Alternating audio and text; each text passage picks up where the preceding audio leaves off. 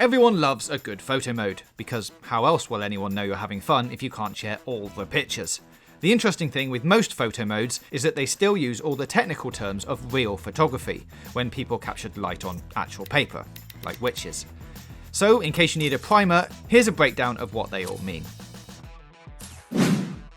Field of view.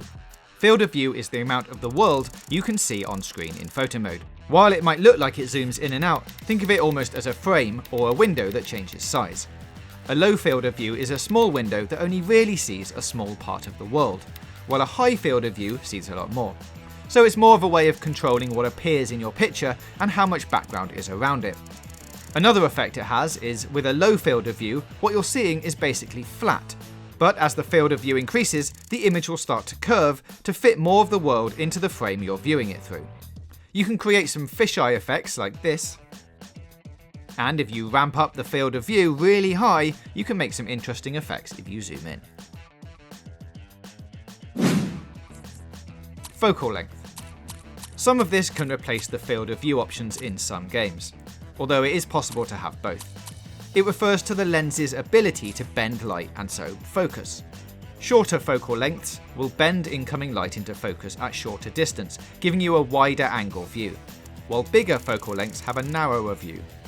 However, short focal length distances also create perspective distortions, and more obvious size differences between near and far objects. And that can be good for dramatic effect.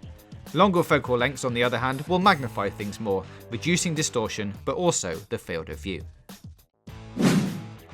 Focal distance. Simply put, this is the point at which the in-game camera lens is focused. As a rule, only what's within this range will appear sharp. It's a good way of drawing the eye to what you might want people to see, as you can soften or blur anything on a different plane. However, to get the best from it, you'll need to use the aperture as well.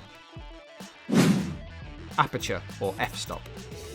The focal length controls where your photo mode image is in focus, then aperture controls how much of it is in focus. A narrow exposure will make everything in the image sharp, while opening up wider will reduce the range of what's in focus, like this. Using this in conjunction with the focal length is a great way to make images pop, and to draw the viewer's eye to a particular character or detail. Because the aperture is effectively a hole that lets virtual light in your virtual camera, smaller settings can make your picture darker. And sometimes you might find a photo mode with an f-stop instead of aperture. This is the ratio of focal length and aperture openings, but it basically does the same thing. Exposure. Exposure is a term from ye olde days when actual paper film used to be exposed to light to take a picture. The more exposure, the more light, and the brighter the picture. The less exposure, the darker things will be. These days, it's effectively the brightness of the picture. Lengthening the exposure will give you a better picture in low light, but it will wash things out in bright conditions. Similarly, in reverse, a shorter exposure will help images that are too bright, but make dark things harder to see. As a rule, if you're lowering the exposure, you'll want to open up the aperture to let more light in, and if you're raising the exposure, reduce the aperture to avoid too much light. Vignette.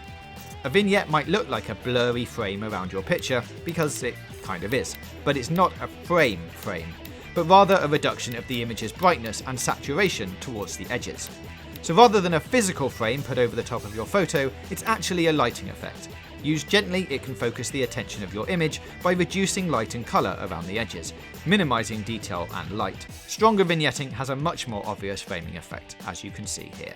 So hopefully that helps, and now you can go off with this new knowledge and create even more awesome pictures.